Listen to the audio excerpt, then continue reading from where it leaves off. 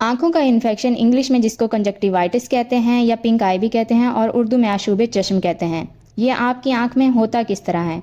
आपकी आंख दो हिस्सों पे कंसिस्ट कर रही होती है, जिसे कंजक्टाइवा यानी कि सफ़ेद हिस्सा और दूसरा जो स्याह नज़र आता है उसे कॉर्निया कहते हैं। जब भी आपको वायरल या एडिनो वायरल इन्फेक्शन होता है तो आपका आंख का सफ़ेद हिस्सा सुर्ख हो जाता है। जब आपको इन्फेक्शन होता है तो वहाँ पे आपका खून का बहाव बहुत ज़्यादा होता है, तो इसी तरह आँखों की जो ब्लड वेसल्स होती हैं उसमें भी ब्लड फ्लो बहुत ज़्यादा हो जाता है और आँखें सुर्ख हो जाती हैं। पिंक आई आपको 4 वजूहात की बिना पे हो सकती हैं। वायरल पिंक आई या बैक्टीरियल पिंक आई यानी कि किसी भी वायरल या बैक्टीरियल इन्फेक्शन की वजह से आपको हो सकता है। एलर्जिक पिंक आई यानी आपको किसी भी पोलन या डस्ट एलर्जी है तो उसकी वजह से भी आपको एलर्जिक पिंक आई हो सकता है। और इरिटेंट पिंक आई यानी किसी केमिकल से आपकी आंख मुतासिर हो जाती है तो उसकी वजह से भी आपकी आंखें सुर्ख हो सकती हैं। तो अशुभ चश्म की वाज़ेह अलामात में सबसे पहली और बड़ी अलामत ये है कि आपकी आंखें बहुत ज़्यादा सुर्ख रहने लगती हैं, वाटरी और येलो डिस्चार्ज आता है, बहुत ज़्यादा पानी आता है, आंखों में खारिश रहने लगती है। और जब आपका कॉर्निया भी मुतासिर हो चुका होता है तो आपको फोटोफोबिया हो जाता है, यानी कि आप रोशनी की तरफ नहीं देख सकते या रोशनी की तरफ देखने की वजह से आपकी आंखें बंद होती हैं या आपको तंगी होती है देखने में।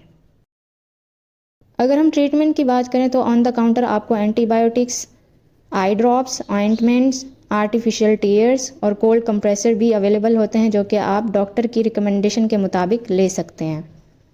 पिंक आई चूँकि टाइम लिमिटेड बीमारी है और ये एपिडेमिक भी हो सकती है और आइसोलेटेड भी हो सकती है। 90% पेशेंट नॉर्मली 7 to 14 डेज़ में रिकवर कर जाता है।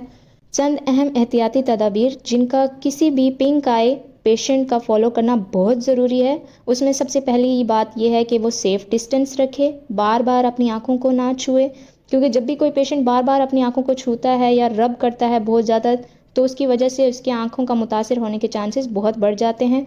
और अमूमन जो पिंक आई इन्फेक्शन है वो एक आंख से शुरू होता है, तो जब भी पेशेंट अपनी एक आंख को छूता है और उसी हाथ से दूसरी आंख को टच करता है तो क्या होता है कि उसकी एक आंख से इन्फेक्शन दूसरी आंख में ट्रांसफ़र हो जाता है।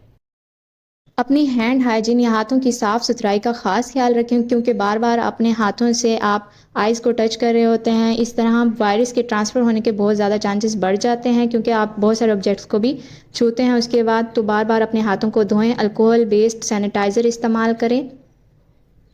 Avoid eye contact lens. बहुत सारे लोग कॉन्टैक्ट लेंस इस्तेमाल करते हैं या कॉन्टैक्ट लेंस एक्सचेंज भी कर लेते हैं, जैसे बहुत सारी ख़वातीन अपने मेकअप ब्रशेज़ का एक्सचेंज कर लेते हैं, तो ऐसा करने से अवॉइड करें। स्पेशली अगर आप पहले कॉन्टैक्ट लेंस इस्तेमाल कर रहे थे या इस्तेमाल करें तो इन्फेक्टेड कॉन्टैक्ट लेंसेज को डिस्कार्ड कर दें, उनको बिल्कुल इस्तेमाल ना करें। जब तक आप मुकम्मल तौर पर रिकवर ना कर जाएं तब तक आप कॉन्टैक्ट लेंस इस्तेमाल ना करें। Wash up with clean and fresh water. हमेशा अपने चेहरे को दिन में 2 से 3 मरतबा वॉश करने के लिए साफ़ और सुथरे पानी का इस्तेमाल करें। Avoid sharing personal items. आपके जितने भी पर्सनल आइटम्स हैं दूसरों के साथ शेयर मत करें, जैसे कि टॉवल्स या ब्रश वगैरह।